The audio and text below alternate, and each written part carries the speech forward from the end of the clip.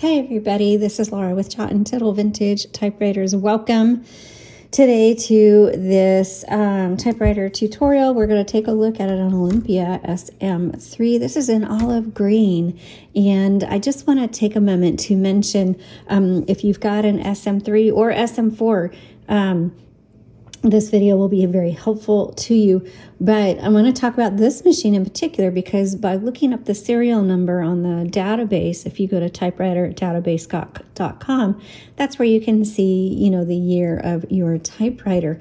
But especially in the case of these Olympias where like the SM3 and then the SM4 are very similar, there's just some slight distinctions between the two. Sometimes when the serial number is really close to when they made the transition or they added another, like they were still producing both SM3 and SM4 at the same time, there could be a little bit of confusion on the serial number on the database. And that's what happened on this particular one.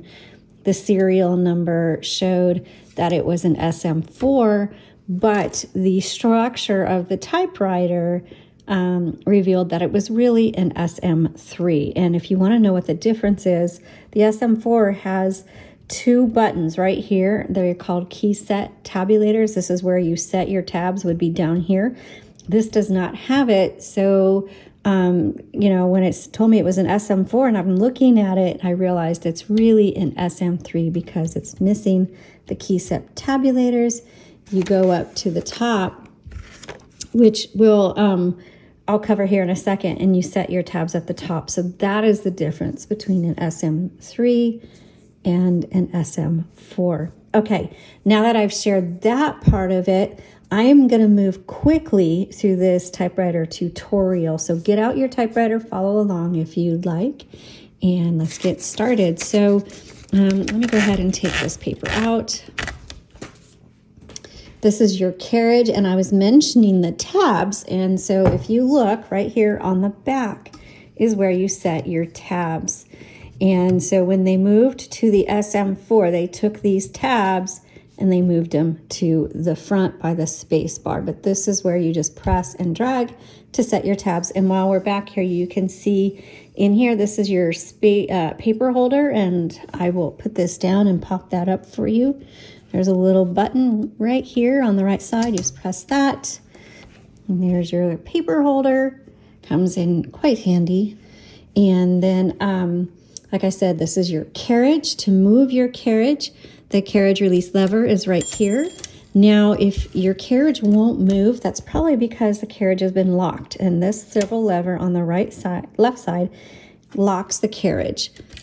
So they're not clicked, and now it's not going to move. It's not going anywhere. So just push that down. You'll see that pop, and now your carriage is free to move. Now your carriage will only move as far as you have the margins set. So to move your margins, you squeeze and drag, and now my carriage will move out wider. Okay. So if you're typing on a little postcard or, smaller piece of paper, you want to bring them in versus a larger paper. Okay. Also on the right side here is your paper release. So when you're loading paper, you set your paper right here. Load it in. I like to bring it up to where the two ends meet to make sure it's even. If it's not even, then I bring that forward and I adjust it, get it where I want, and then re-engage that paper release. And here is your bar that holds your paper down taut against that roller. Now, if you want to know all the different parts of a typewriter and everything you need to know about vintage typewriters and even more than that, and like how to buy a good one, I highly recommend the Vintage Typewriters 101 workshop that I have, and it's for the price of taking me out to lunch. I give you everything you need to know really about vintage typewriters and so much more, including a valuation table. and also access to a private Facebook group, and it's lifetime access. And so that $44 is actually just the Facebook group access is worth more than that. So that is a great option for you. And if you use code YouTube, you'll get $5 off that course. And that is all in the description below. And I highly recommend that. It's just such a wonderful tool. And included in that is a full color workbook. It's, I don't remember now. It's like 64 pages. It's huge. It's a downloadable workbook, and it's also digital, and it has links in it. That's really helpful. So, I mean, that's a great value for all that you get.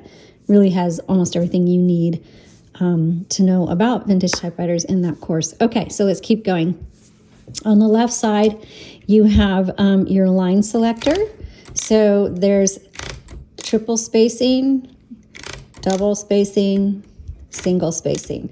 And when you're typing, it doesn't have on computers, we don't have to worry about going to the next line. It just does, but not here. When you get to the end on your typing and you set your margins like you should. So let me set my margins for this piece of paper.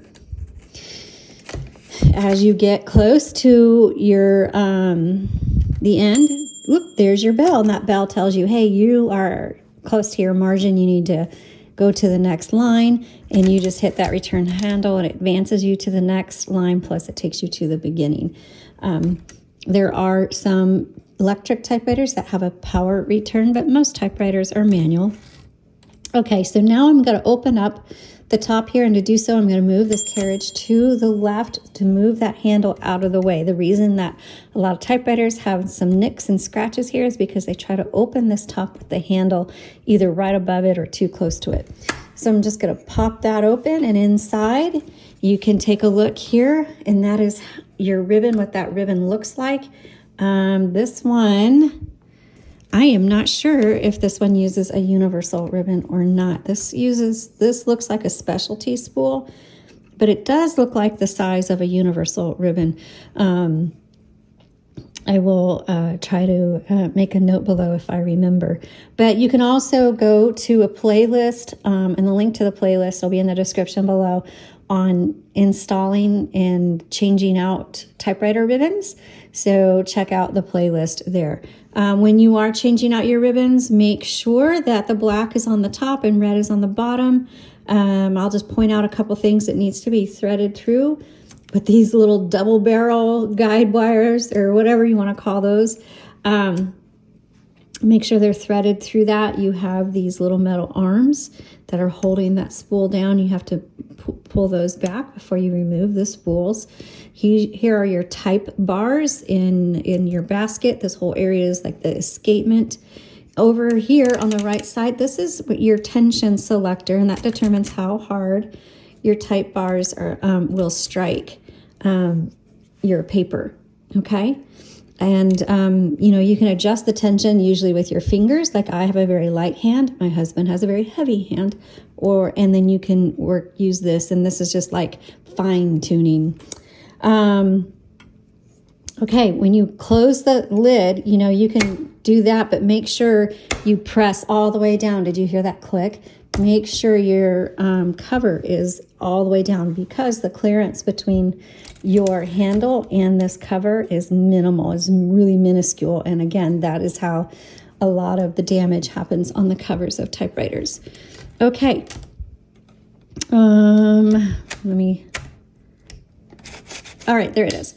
Okay, so one lever I didn't cover is right here. This is your variable spacer. And when you turn the handles on your platen, you hear the click. So it's clicking every single line. And sometimes you kind of want to go right in between there. You just press down on that back lever, and that releases that. So you can just line things up exactly where you want and just make sure you re-engage. Okay. So let's go down to our keyboard area. Again, this is your carriage lock. You have your numbers and symbols here. Numbers are the lowercase. Shift gives you the symbols. So one of the things that I still mistake the most as a typist is I forget that when I do a shift lock, on a typewriter, you can have your caps lock on, but you can still type your numbers. That's not the case, with the typewriter. So when you go to type your numbers, make sure that your caps lock is off. All right, your shift lock. Okay, you have your tab button here. Okay. This is your margin release. So as I mentioned, when you set your margins and that bell goes off, when you get to the end and you are in the middle of a word, that's going to come to a stop for you. And maybe you just need to finish your word, hit margin release. That will release that margin and you can keep going. And then you can hit your return handle. The arrow is a backspace.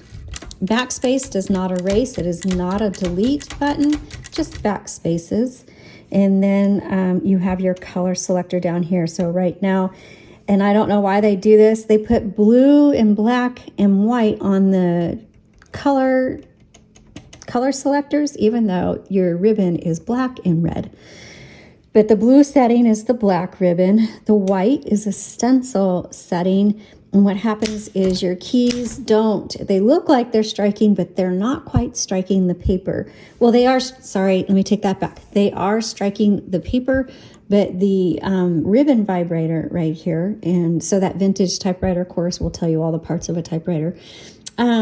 This ribbon vibrator does not go up, and so it's not striking the ribbon, and that is, that's like for correction tape. Like if you had those white tapes, correction tape, that's what you would use that for.